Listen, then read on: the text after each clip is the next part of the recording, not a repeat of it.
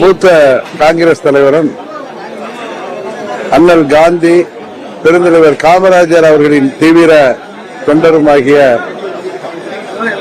ஐயா குமரேந்தன் அவர்கள் மறைந்த செய்தி எல்லோருக்கும் வருத்தத்தை அளிக்கின்ற செய்தி. அவரை பிரிந்து வாழ்கின்ற சகோதரி